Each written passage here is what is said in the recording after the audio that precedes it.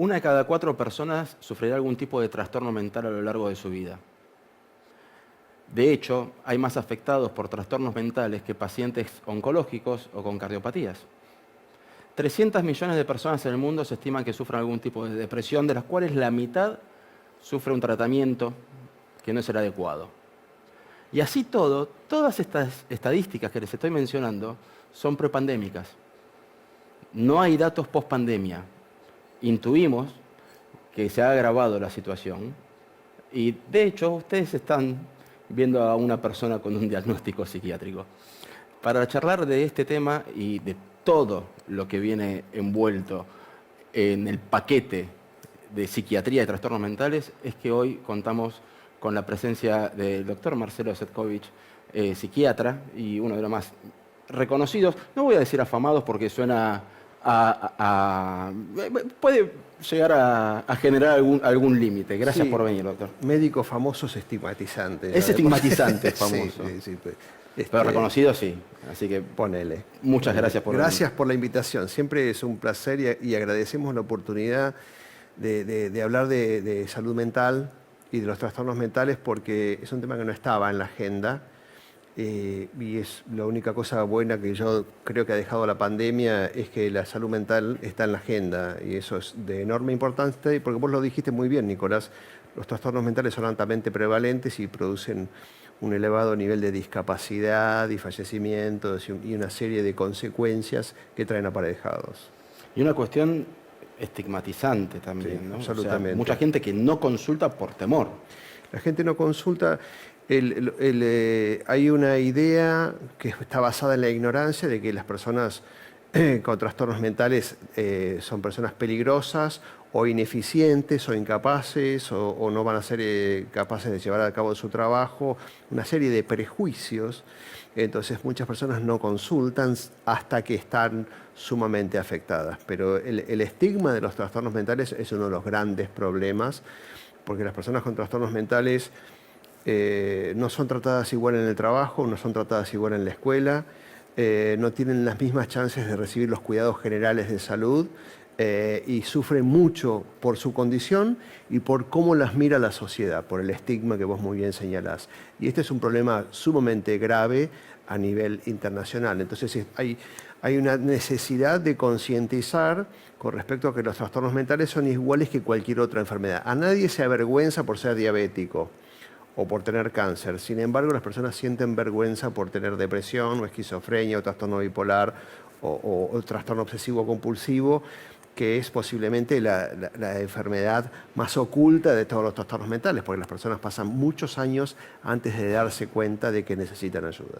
Claro, porque hay como o sea, una de las bases del estigma es, ¿por qué vas a estar deprimido si está todo bien alrededor tuyo?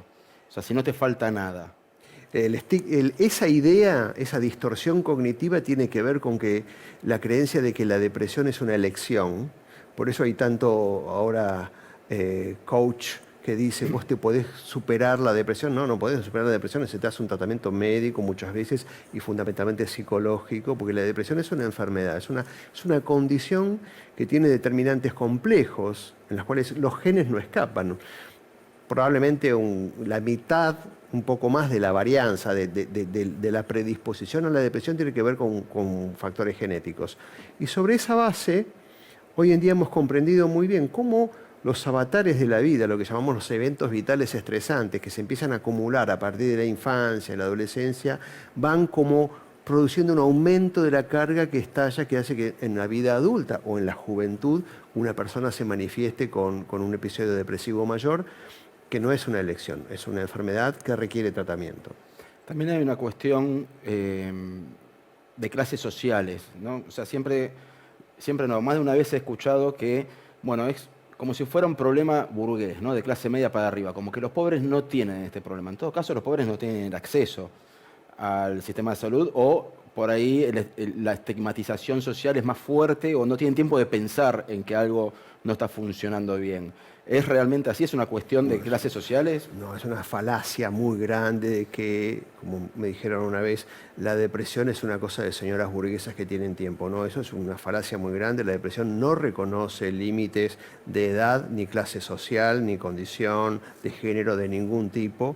Y es muy importante porque justamente hoy en día sabemos que los mismos factores de riesgo psicosociales que favorecen la pobreza también favorecen la depresión. O sea que la depresión la padecen más que nada también las personas que están desprovistas que no tienen sus necesidades cubiertas. ¿Cuál es el cuadro con el que se encuentran después de la pandemia? El cuadro con el que nos encontramos después de la pandemia es que lo que esperábamos se confirmó, un aumento de la prevalencia, de la incidencia de trastornos mentales de todo tipo, fundamentalmente trastornos de ansiedad. Recordemos que la ansiedad es la enfermedad de la preocupación. La gente tiene tendencia a vincular a la ansiedad con las crisis de pánico, con las fobias, pero también la ansiedad es esta cosa de no poder parar de preocuparse por las cuestiones. Eso ha aumentado muchísimo. Depresión. En este contexto estamos un poco preocupados porque como una de las consecuencias de los trastornos mentales son las conductas suicidas, eso también hay un aumento. Durante la pandemia no hubo aumento de las conductas suicidas, pero después de la pandemia estamos viendo, y esto es preocupante. Y ocurrió un fenómeno muy interesante en la salud mental también, que es el fenómeno que ocurrió en toda la medicina. Las personas que durante la pandemia vimos que las personas que padecían enfermedades crónicas, por ejemplo, diabetes, hipertensión arterial o algún tipo de neoplasia, algún tipo de cáncer, vieron retrasados sus cuidados, sus tratamientos o abandonaron sus tratamientos y sus condiciones se agravaron. Bueno, los trastornos mentales también pasó esto y personas que estaban bajo tratamiento abandonaron sus tratamientos médicos y psicológicos y esto complicó mucho y agravó mucho los cuadros, ¿sí? Además de que fue todo muy complejo, toda la dinámica de las personas con trastornos mentales severos y la dinámica de la hospitalización durante la pandemia fue muy complejo. Entonces estamos viendo la cuarta ola, las secuelas de la pandemia en dos poblaciones. Por un lado la población general y un aumento de los trastornos mentales, fundamentalmente consumo de sustancias, depresión y trastornos de ansiedad. Y estamos viendo otra población, que son las secuelas del COVID en las personas que lo padecieron, que van en un amplio rango de severidad, desde pequeños problemas. Hay muchas personas, el hecho de haber estado intubado es un evento muy traumático. Y hay muchas personas que han desarrollado una especie de estrés postraumático por el hecho de estar intubado, porque fue muy, muy, muy traumático. Y después hay una gama de síntomas y trastornos vinculados al hecho de haber padecido el COVID, porque el COVID afecta todo el sistema, todo el aparato, todo el organismo, particularmente el aparato respiratorio, el aparato cardiovascular, pero también afecta mucho el sistema nervioso. Entonces se está viendo que hay un famoso estudio que se publicó en la famosa revista Lancet, que todo el mundo conoce ahora por la pandemia, el año pasado, donde estudiaron cerca de 240.000 personas después de haber padecido COVID y pudieron hacer una estadística muy precisa del tipo de trastornos del sistema nervioso que padecieron. Entonces hubo mucho ACV, enfermedades neurodegenerativas, aumento de los trastornos cognitivos y después depresión, ansiedad, psicosis. O sea que el efecto directo del COVID en el sistema nervioso también es una preocupación. ¿Y ustedes notaron un aumento en las consultas psiquiátricas? Sí. El sistema de salud mental está saturado y vas a encontrar muchos colegas, psiquiatras y psicólogos que te dicen que no pueden tomar más pacientes, ¿sí? En el campo de la salud mental, yo lo digo siempre, un efecto colateral deseable, muy bueno, fue la virtualidad. Porque nosotros estamos acostumbrados a pensar como porteños, como metropolitanos. Vos salís a caminar por Buenos Aires y encontrás en una manzana un cardiólogo, un gastroenterólogo, 2 psicólogos o un psiquiatra. Pero eso no es así en el resto del país y en el resto del mundo. En el resto del mundo, el acceso a la salud y particularmente a la salud mental es una rareza.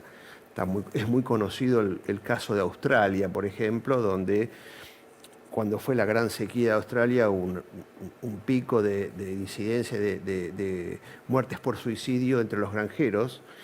hicieron un estudio estadístico a ver cuál era la explicación, además del problema, y vieron que la variable que más explicaba el riesgo era la distancia a los centros de salud mental.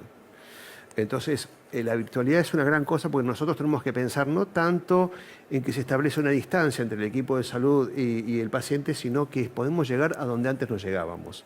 Por ejemplo, una médica de nuestro equipo, la doctora Seré, hizo una experiencia muy interesante hace unos años atrás, mucho antes de la pandemia, en la India.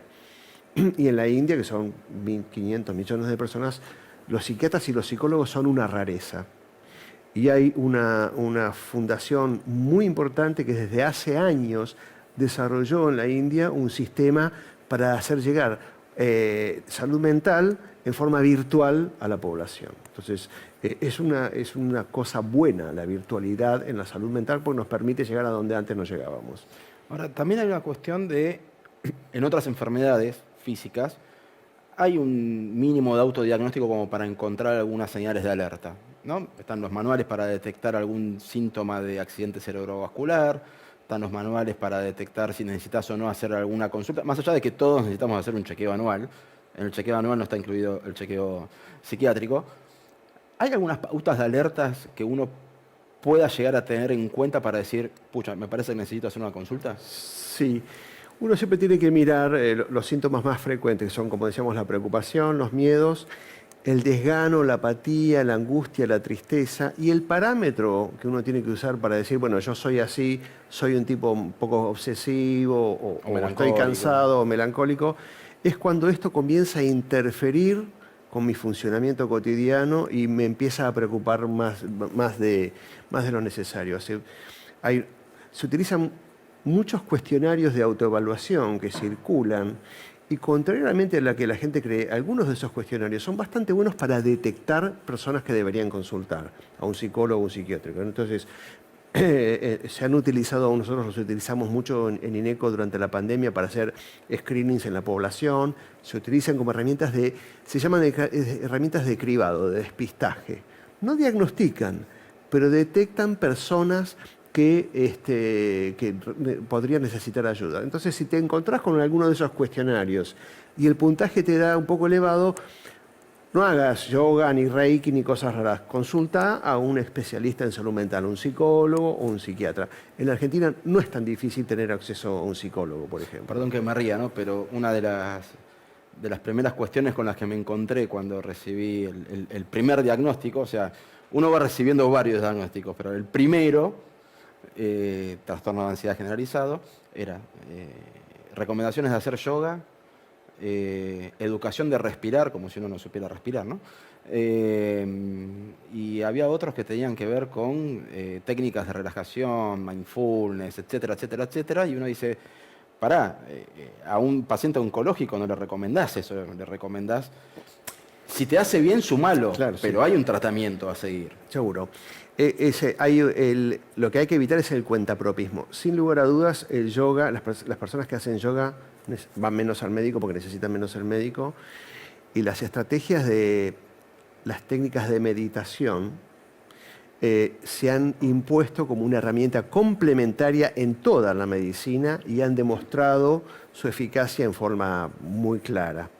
Yo siempre le digo lo mismo a los pacientes cuando vos les decís, yo soy un psiquiatra, prescribo medicamentos, me hice psiquiatra estudiando el cerebro, y cuando les digo, mira, dentro de lo que te vamos a proponer, ahí te vamos a recomendar que hagas meditación, me miran así. Yo siempre digo lo mismo.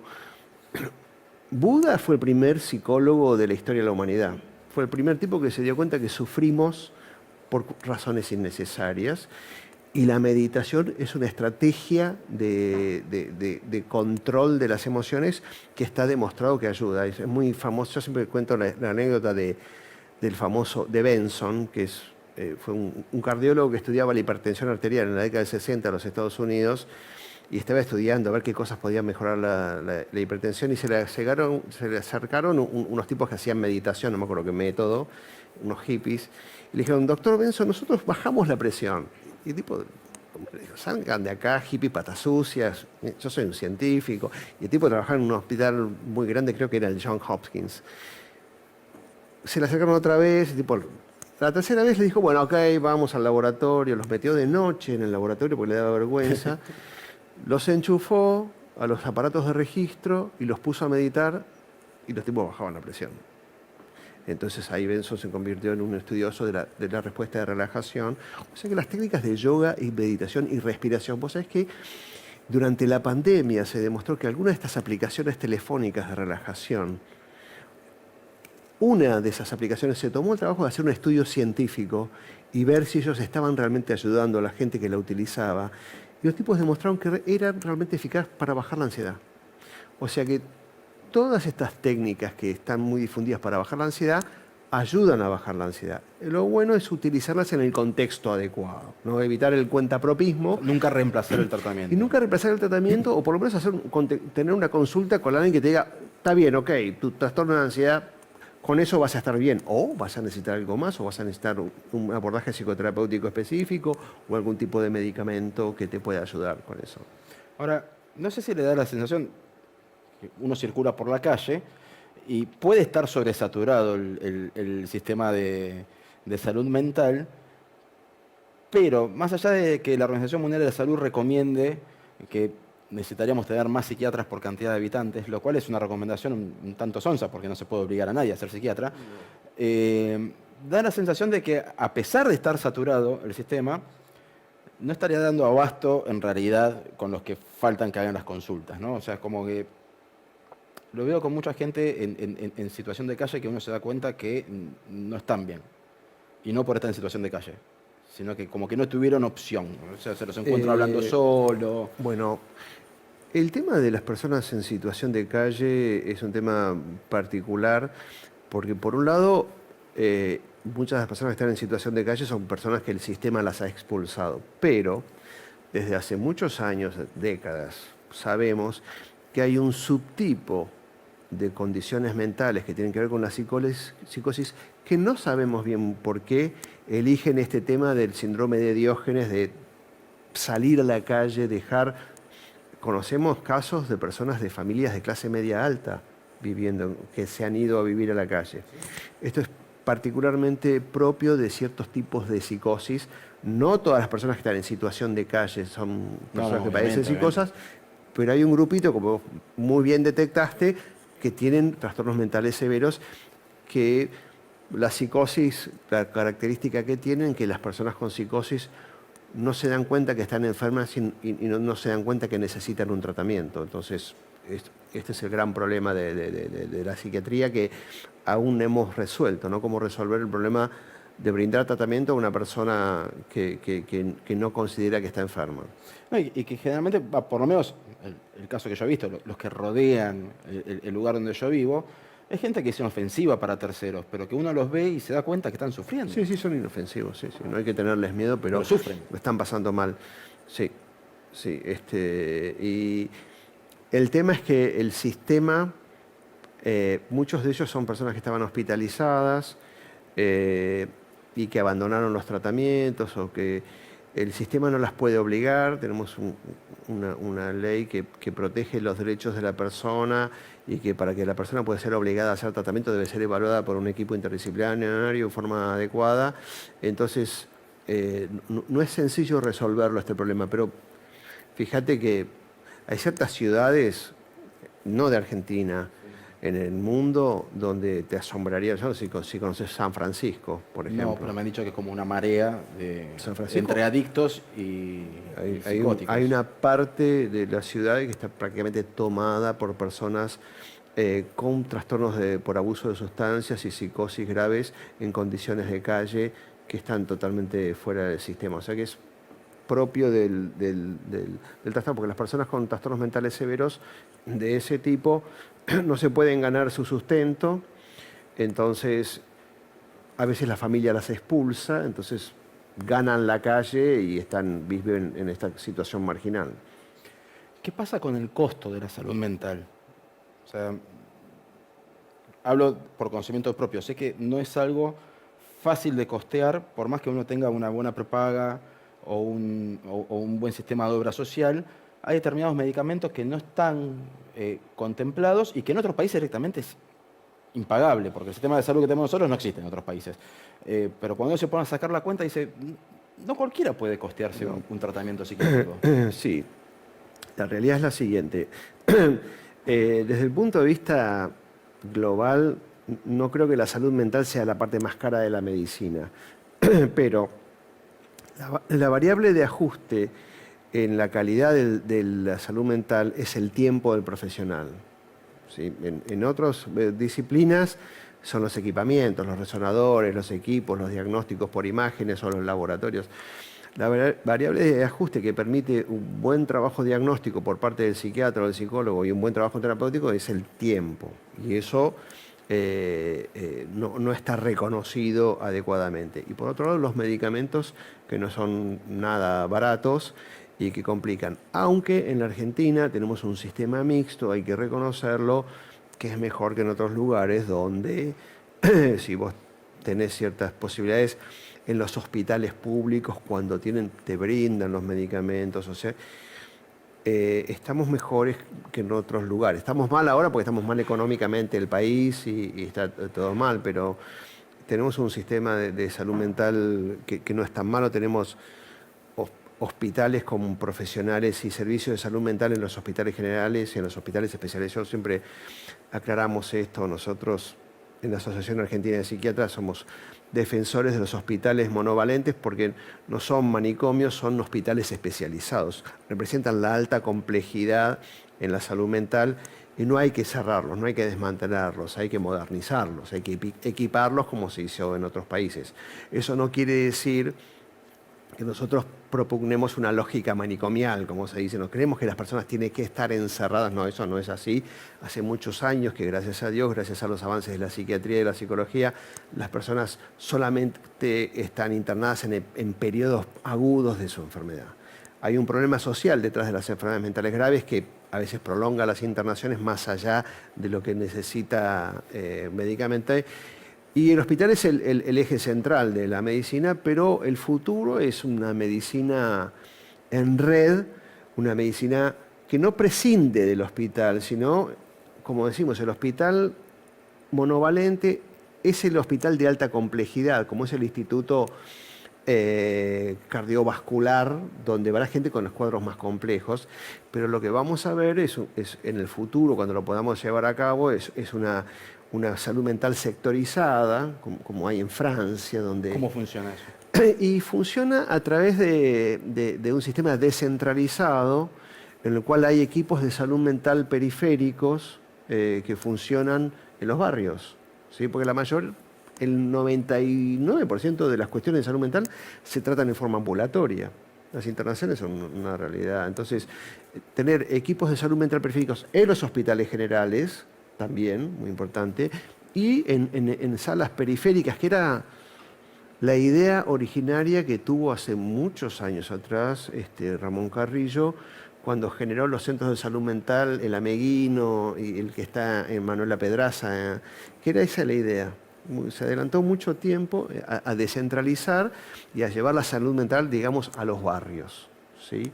Esto es algo que va muy de la mano en un movimiento que en el mundo es muy fuerte, que en la Argentina empieza muy tímidamente, que es el movimiento de intervenciones precoces, ¿no? En la década del 80, algunas investigaciones que se hicieron en enfermedades como la esquizofrenia demostraron que cuando la esquizofrenia se ve, es un estadio tardío, que en realidad lo que la causó actuó mucho antes, incluso antes del desarrollo. Entonces hubo un movimiento que dijeron, si esta enfermedad solamente está empezando, pero las causas actuaron mucho antes, tenemos que ir a buscar a estas personas antes de que se enfermen. Entonces en el mundo desarrollado, Alemania, Francia, Estados Unidos, Australia es muy fuerte en esto, tiene un programa muy interesante.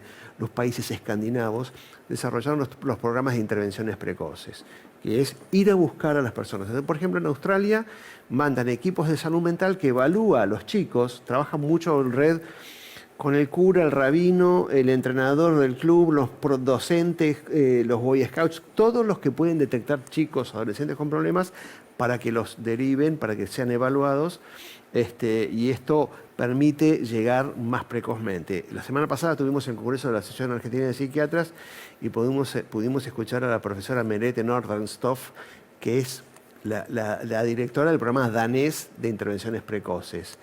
Y ella nos explicaba todas las complejidades del problema, un programa, por supuesto, escandinavo, perfecto, y nos decía, bueno, la tasa de profesionales por cada paciente es 12:1. Pero aún así, con toda esta complejidad que yo les estoy mostrando, los estudios nos demostraron que en 5 años nos habíamos ahorrado 24.000 euros por paciente con este programa, porque con todas las cosas que evitamos, nos ahorramos 24.000 euros por cada persona con un trastorno mental severo. O sea que es más eficiente un sistema que vaya a la comunidad y que vaya a buscar a las personas antes de que se enfermen. Doctor, les pido que aguardemos 5 minutitos. Nosotros vamos a un corte y le pido que vaya pensando en todos los mitos y estigmas que tenemos que romper, que le voy a preguntar, ni bien regresemos con esto que hemos dado a llamar Es Más Complejo.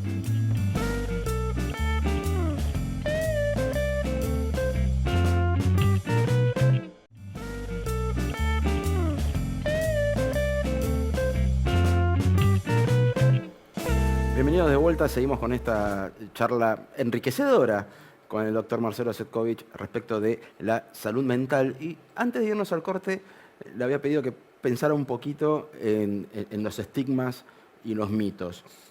Así como hablábamos antes de ese delirio de señora burguesa, y que no tiene nada que ver ni con el género ni con la realidad social, ni la clase social de cada persona, están las cuestiones también del tiempo, ¿no? Dicen, no, eso es un problema de fin del siglo XX para acá, mis abuelos no tenían esos problemas, o por ahí los tenían y no estaban diagnosticados.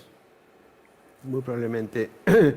El estigma, esta idea de que los trastornos son una cosa novedosa, es vieja. Vos tenés que pensar, Nicolás, que Hipócrates ya conocía la melancolía, aunque no era lo mismo que llamamos hoy depresión, ¿no? Pero ya se conocía la locura desde el fondo de la historia. Y todas las formas de preocupación. Sí hay indicadores de que probablemente la depresión y la ansiedad hayan aumentado su prevalencia, y esto tiene que ver con algunos que hacen lo que se llama psiquiatría evolutiva. Yo siempre lo digo de la misma forma medio torpe, ¿no? Que es, no estamos diseñados para vivir esta realidad que vivimos, estamos diseñados para vivir una realidad más bucólica. El Homo sapiens se manejaba bien en la pradera, en el bosque, junto a un río, buscando sus alimentos, pero hemos ido enriqueciendo nuestro entorno de problemas. Entonces, claramente, la ciudad moderna es un caldo de cultivo ideal para que ciertas manifestaciones para las cuales tenemos cierta predisposición se manifiesten. Entonces, es casi seguro que la prevalencia de depresión aumentó, la prevalencia de trastornos de ansiedad aumentó, de estrés postraumático ni hablar, porque somos una sociedad generadora de traumas entre las guerras, la violencia de género y todo eso. Entonces, sí hay un aumento de prevalencia, pero las enfermedades mentales fueron conocidas desde el fondo de la historia. Y, qué sé yo, Alcmeón de Crotona en el siglo III a.C. ya decía que todas estas cosas vienen del cerebro, ¿no? Entonces, que no son en absoluto nuevas. Lo que ocurrió es que en el siglo XIX la medicina en general empieza a ordenarse, se empiezan a describir, aparecen ciertos métodos de estudio de las bases de las enfermedades que permiten entender mejor qué es un infarto, qué es una neumonía. Hay un gran avance tecnológico con el microscopio, Koch, todos esos descubrimientos, y también se empieza a ordenar la psiquiatría, porque, como nosotros decimos, se empiezan a describir, es decir, se empiezan a delinear los rasgos que caracterizan a cada tipo de trastorno. Y con respecto a los estigmas, hay un estigma muy frecuente que a veces lo comparten muchos colegas, que tiene que ver el estigma del diagnóstico. Yo siempre les explico a mis pacientes, y esto es algo que... El estigma, el diagnóstico, no es una sentencia ni un pagaré, es una hipótesis de trabajo. Siempre lo planteamos así y las personas lo entienden bien eso, como hipótesis de trabajo.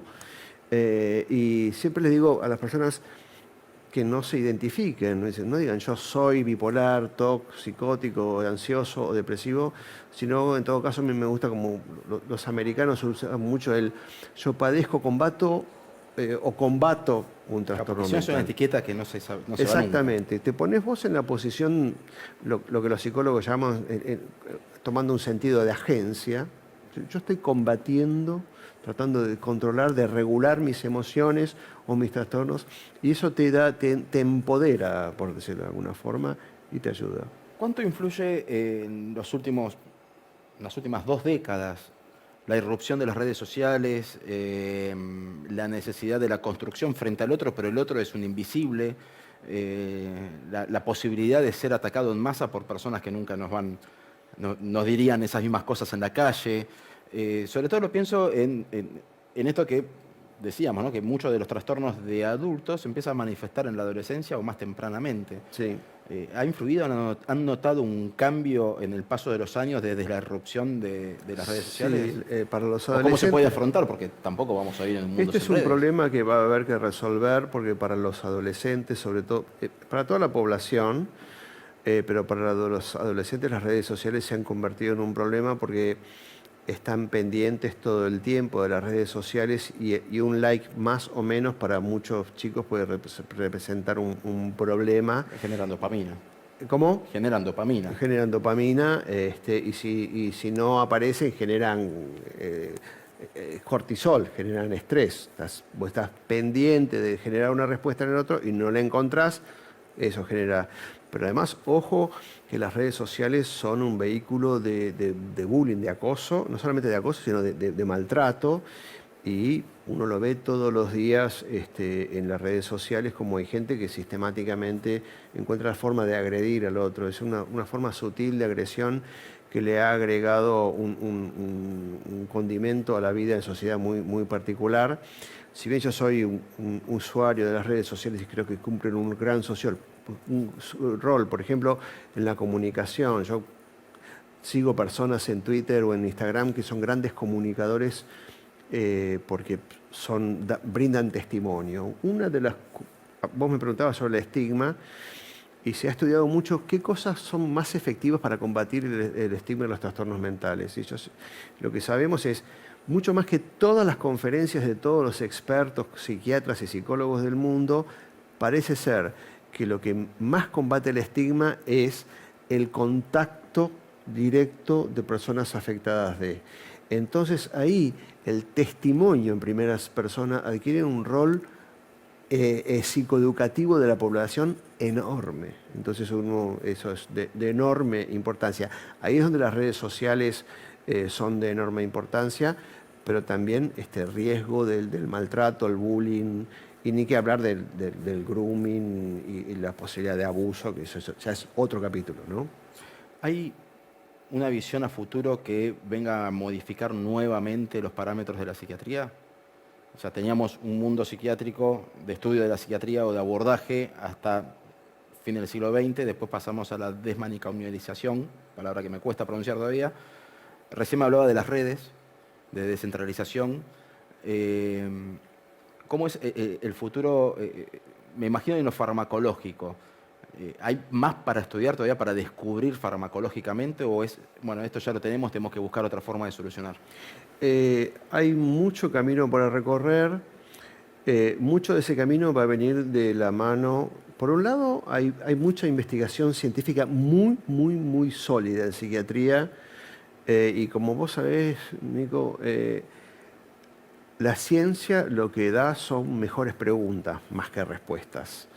Y por ejemplo, en mi generación, cuando yo empecé a estudiar psiquiatría hace mucho tiempo, estábamos convencidos, por ejemplo, en la enfermedad maníaco-depresiva, en el trastorno bipolar, que es una enfermedad con una carga genética muy importante, nosotros decíamos, nosotros somos la generación que va a saber cuáles son los genes de la enfermedad maníaco-depresiva. Bueno, lo que hemos aprendido en estos 30 años y en estos 20 años de código genético, de genoma decodificado, es que no hay un gen que cause el trastorno bipolar, sino que es muy probablemente el efecto sumado de muchos genes de efecto pequeño. Entonces, las respuestas son más complejas y lo que hemos encontrado es un camino de comunicación mucho más fluido entre la psicología y las neurociencias. Entonces, vas a ver muchos psicólogos estudiando y vamos a comprender mejor la circuitería. Estamos comprendiendo mejor la circuitería cerebral y la otra cosa que va a ser muy potente viene de la mano de la biología molecular y la genética, en donde la posibilidad de secuenciar el genoma de una persona nos va a poder hacer un mapa de factores de riesgo. Y no es que vamos a encontrar los genes de las enfermedades mentales, pero sí vamos a encontrar genes que expliquen determinadas conductas, determinados aspectos de la enfermedad y muy probablemente también genes que predigan qué persona responde mejor a tal o cual medicamento. Por ejemplo, hay un consorcio que estudia, que se llama Conley-Gen, que estudia, es un consorcio internacional que están estudiando cuáles son los genes que predicen que una persona responde bien al carbonato de litio, que es un medicamento que usamos en el trastorno bipolar. Y ese tipo de información va a venir que forma parte de algo que es más una expresión de deseos que otra cosa, que es algo que viene de la mano de la ciencia de los grandes datos, que es algo que se llama medicina de precisión o medicina personalizada. Pero para evitar esto de, bueno, probemos con este medicamento, después, bueno, no funcionó, probamos con este otro. Sí. La idea de que hay algunos análisis de genómica, de proteómica, de transcriptómica, son palabras, neologismos, pero que nos van a permitir decir, bueno, hacer como un calculador, como un calculador, decir, bueno, en esta persona suponemos que tal, por estos datos, tal medicamento, como se ve en el cáncer. Por ejemplo, algunas personas que tienen algunos cánceres, hay algunos marcadores genéticos que dicen, este marcador responde bien a este medicamento. Esperamos que esto ocurra en el futuro. Ya sabemos, por ejemplo, hay algunos estudios genéticos que se pueden hacer que nos dicen por qué a determinadas personas tales medicamentos les caen mal. Eso está disponible o no les hacen nada. En algunos casos es de suma utilidad. En el futuro suponemos que vamos a tener aproximaciones que nos van a permitir decir con mayor precisión qué medicamento va a servir a cada persona. Pero también que viene de la mano de la Big Data es la idea de que vos puedas hacer como un screening de los síntomas y las características de la persona. Y esa información puede ser evaluada por un algoritmo matemático y decirte, bueno, esta persona puede evolucionar de tal o tal forma. O utilizar cosas, también en el campo de la inteligencia artificial, aunque los que hacen inteligencia artificial no les gusta esa palabra, el análisis automatizado del lenguaje. Algo parecido al reconocimiento de rostros, pero del lenguaje. Hay algunos algoritmos, hay investigadores argentinos involucrados en esto que, escuchando hablar a una persona, pueden hacer diagnósticos sin nada más que un algoritmo matemático. Hay muchas cosas. Nosotros, si bien el psiquiatra y el psicólogo nunca van a ser reemplazados porque los seres humanos necesitamos hablar y necesitamos hablar con alguien de nuestros problemas y con alguien que nos ayude, lo que nosotros suponemos es que estas van a ser herramientas que van a facilitar el trabajo del psiquiatra y del psicólogo. Hoy el día el psicólogo te manda por WhatsApp un cuestionario y vos se lo respondés para él saber cómo está tu ánimo, tu ansiedad antes de la entrevista. Y en la entrevista trabajan sobre eso. Este tipo de cuestiones. Creo que vamos avanzando en ese sentido con herramientas complementarias, con herramientas que van a ayudar al diagnóstico y al tratamiento. Más de una vez se ha hablado de que todos podemos volvernos locos, o tener, en este caso sería tener algún trastorno, solo falta el detonante correcto para cada persona. ¿Es así o hay personas que son inmunes? Ya que estamos hablando de cuestiones genéticas. Suponemos que sobre la base de algunas enfermedades están muy determinadas genéticamente y solamente es cuestión de tiempo.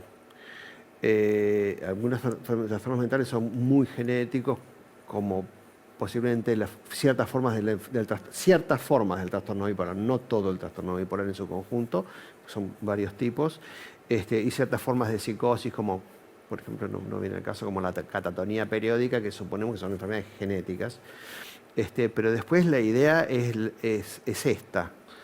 La psiquiatría evolutiva habla de que hay una sucesión de eventos que se van sumando. Hablamos de trayectoria del estrés, ¿no? ¿Qué es esto de la trayectoria del estrés? Bueno, yo tengo una cierta predisposición, pero además, por ejemplo, sufrí un evento traumático infantil que me dejó una...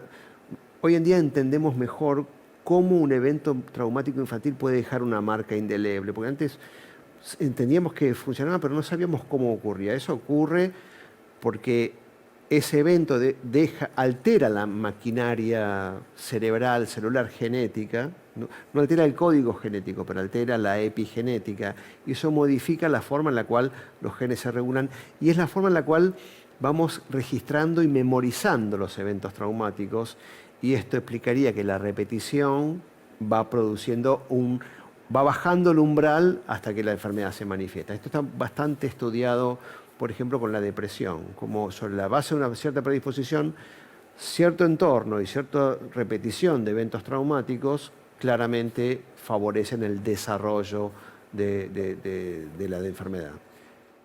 ¿Qué pasa con la prolongación de la vida? A medida que, cuando yo era chico, una persona de 60 años era una persona mayor, hoy es una persona en plenitud. Hay determinados trastornos que están más vinculados con un cerebro un poco más envejecido. ¿Eso también ha afectado este sistema de salud mental saturado? ¿Han notado un aumento de incidencia o, bueno, es un fenómeno nuevo? Es un fenómeno nuevo y está ocurriendo, pero también tenemos que tener presente, Nicolás, que el aumento de la expectativa de vida conlleva el germen de una epidemia, que es la epidemia de enfermedad de Alzheimer. Porque el principal factor de riesgo para padecer la enfermedad de Alzheimer es la edad. Entonces, de ahí que haya tantos esfuerzos para tratar de tratarla, porque es una verdadera epidemia. Entonces, por un lado tenés eso, y por otro lado tenés toda la situación de las cosas nuevas que ocurren con la edad. Estoy de acuerdo con vos que ya hay personas plenamente activas de 80, no de 70, sí, de 80 años, que los ves y están mejor que yo y funcionando. Paul McCartney está de gira. ¿Cómo? Paul McCartney está de gira. Por ejemplo, Paul McCartney está de gira. Lo ves a Mick Jagger, no puedes creer, una cosa impresionante.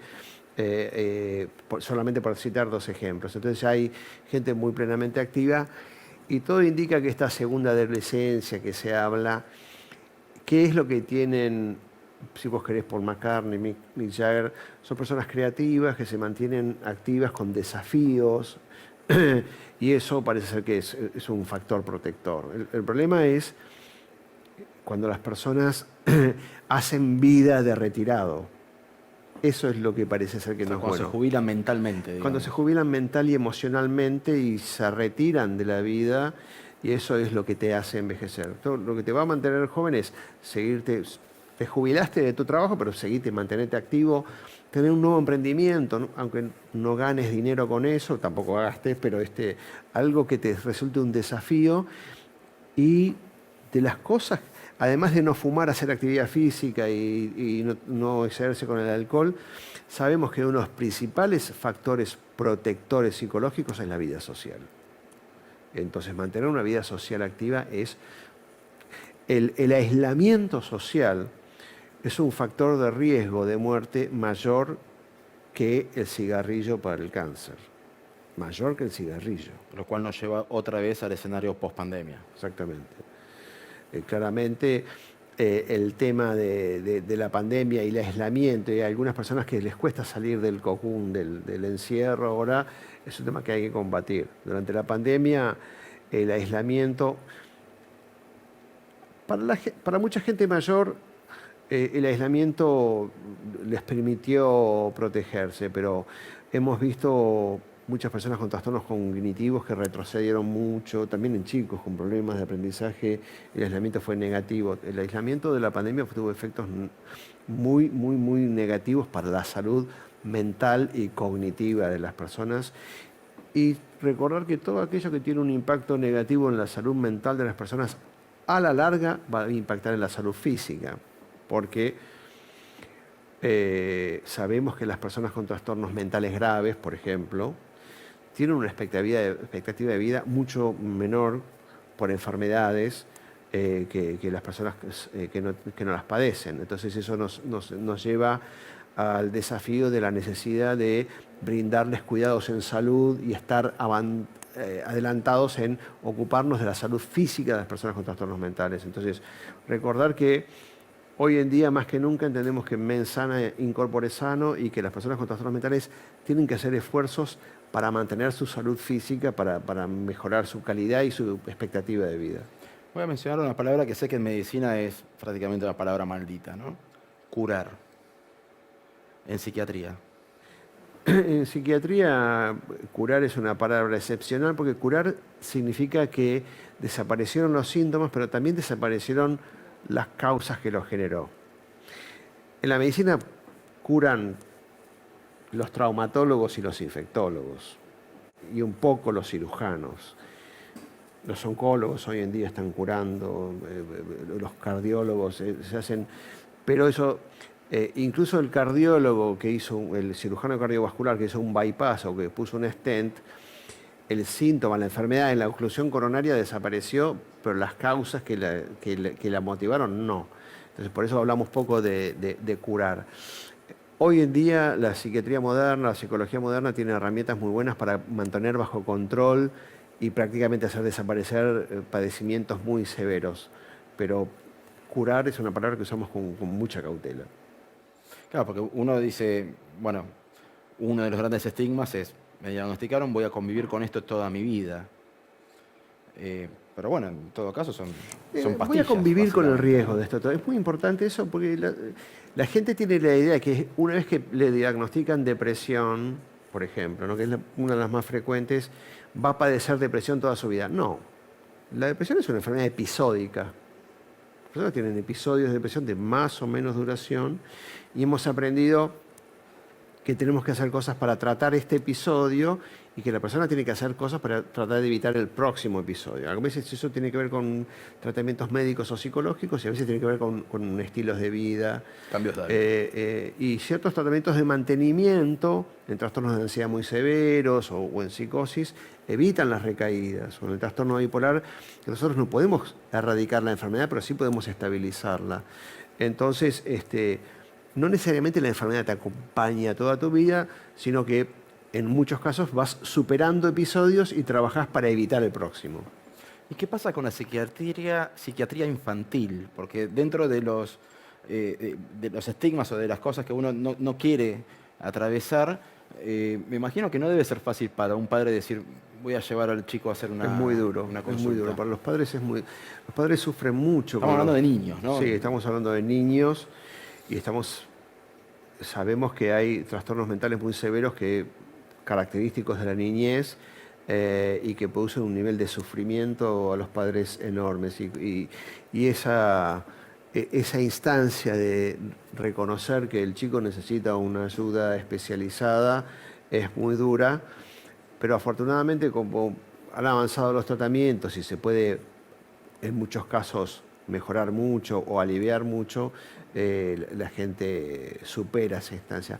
Pero en el momento del padre, en el cual el padre se da cuenta que este niño con el cual tenía una serie de sueños depositados, de anhelos. Mi hijo es perfecto. Exactamente, que va a ser Messi, que tiene que lidiar antes de eso con un montón de problemas muy severos, es muy doloroso para los padres y los padres sufren mucho. Pero no es otra forma de verlo, no es una forma de prevenir problemas futuros. Exactamente, también. Las intervenciones precoces, trabajar con los chicos es la mejor forma de prevenir problemas en el futuro. Recién, detección precoz es la tercera vez que aparece en la conversación. Cualquier persona hoy que es lo mismo estar triste que deprimido, ya sabemos que no. Bueno, ¿cuáles son 2 o 3 señales para decir vayan a hacer la consulta precoz para evitar problemas a futuro? La tristeza, el desgano, las fantasías de muerte muy persistentes, La preocupación excesiva, cuando me preocupo más allá de lo necesario y todo el mundo me dice, pero te estás preocupando de más, y cualquier otro síntoma que me interfiera, o el consumo de sustancias, cuando estoy consumiendo, que pasó mucho después de la pandemia, más vino del que necesito. Mucha gente se dio cuenta que estaba tomando más de lo que estaba acostumbrado. Cuando todo esto ocurre y cuando, por ejemplo, el consumo, esto me interfiere con mi funcionamiento o me interfiere con mi vida de relación, con mis vínculos significativos o con mi trabajo, es el momento de hacer una consulta para tratar de descartar una condición. Doctor, muchísimas gracias. Un placer, ¿Lo muchísimas dejamos gracias a acá? vos. Lo dejamos acá por hoy. El doctor Marcelo Setkovich, psiquiatra, Fundación INECO, bueno, ha venido a traernos un poco de luz sobre, creo que es el tema tabú de la sociedad de ayer, de hoy, y esperemos que no sea de mañana también. Así que, bueno, muchas gracias nuevamente. Esto es más complejo y esperemos que no haya sido tan complejo y que lo hayan entendido y podamos romper el estigma. Yo los veo la próxima. Muchas gracias por acompañarnos.